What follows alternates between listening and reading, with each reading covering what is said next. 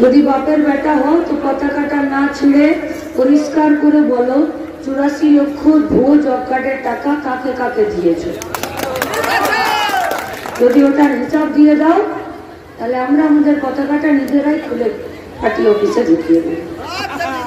চুরি করবে তুমি, আর আমাদের কষ্ট আর ঘামের টাকাতে যে পতাকা সেটা ছিঁড়ে দিবে। আরে ছেড়ার আছে নিজেদের পতাকা ছিঁড়ো, যেটা ঘুষ আর চুরির পয়সা থেকে না।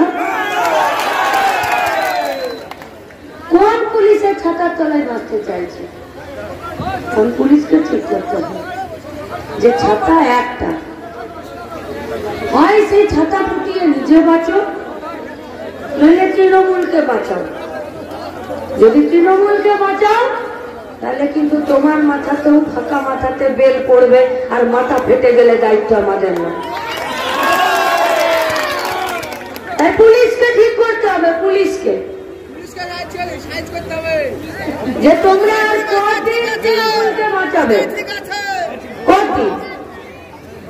26-এর পর তো স্বয়ং মমতা ব্যানার্জিও নিজের চুরির আঁচলে তৃণমূলকে বাঁচাতে পারবে না। তো তুমি কোন ক্ষেতের মূলো গাছ আছো?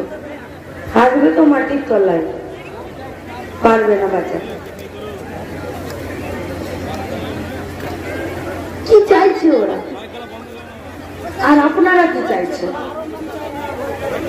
এই দুটো জিনিসের মাঝখানে নিজেরা সিদ্ধান্ত নিয়েছে।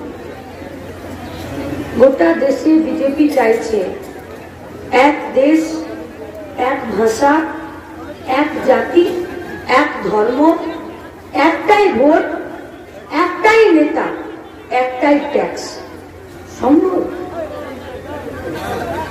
এটা সম্ভব ভারতের মতন দেশে? 1618টা ভাষা, 1618টা ভাষা, 6040টা শুধু জাতি আছে, জাতি। মুসলিমদের মধ্যেও গাদা জাতি, হিন্দুদের মধ্যেও গাদা জাতি। 6টা মূল ধর্ম আছে, 6টা মূল জাতি গোষ্ঠী আছে। শুধুমাত্র সরকার তার সরকারি ক্যালেন্ডারে 29টা ছুটি দেয়। ঈদ, মহরম, বকরিদ, দুর্গা পূজা, সরস্বতী পূজা, টিচার্স ডে, স্বাধীনতা দিবস, 26শে জানুয়ারি, নেতাজির জন্মদিন, গান্ধীজির মৃত্যুদিন, এরকম করে 29টা দিন আছে যেগুলো সরকার ছুটি দেয়। একা মুসলমানের জন্য দেয় না, একা হিন্দুর জন্য দেয় না, একা পাঞ্জাবির জন্য দেয় না, একা ধর্মের জন্য দেয় না। কোনটা স্বাধীনতা সংগ্রামের জন্য দেয়, কোনটা উৎসব পার্বণ সংস্কৃতির জন্য দেয়, কোনটা ধর্মের জন্য দেয়।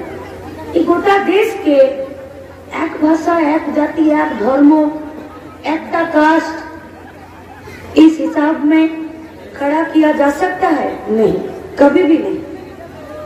जो लोग ये बात बोलता है वो लोग आटा का दाम 40 रुपए से 80 रुपए क्यों हुआ इसका जवाब नहीं दे पाता है, इसीलिए ये लोग ये सब अनाप शनाप और बकवास बात करते हैं। এরা বলতে পারে না যে কেন 14 টাকার কেরোসিনটা 90 টাকা লিটার হলো, তাই এরা বলে এনআরসি।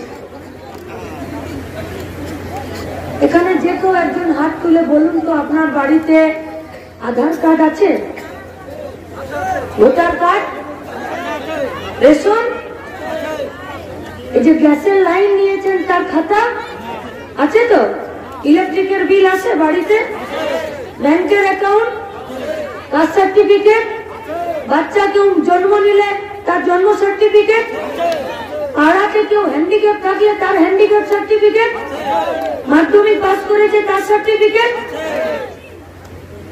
দেশের প্রধানমন্ত্রীর কাছে এর থেকে বেশি কি কাগজ আছে যেটা আমাদের বাড়িতে নাই? সুপ্রিম কোর্টের বিচারপতির কাছে এর থেকে বাড়তি আর কি কাগজ আছে যেটা আমাদের কাছে নাই? পোলিও কার্ড আছে তো তোমাদের কাছে? সুপ্রিম কোর্ট আর প্রধানমন্ত্রীর অন্তত পোলিও কার্ড নাই, কারণ বাচ্চা হবে না। তাহলে আমার যে কাগজ আছে তোমারও তাই কাগজ আছে? তাহলে তুমি মিথ্যামিথ্যি কেন বলছো এনআরসি সিএ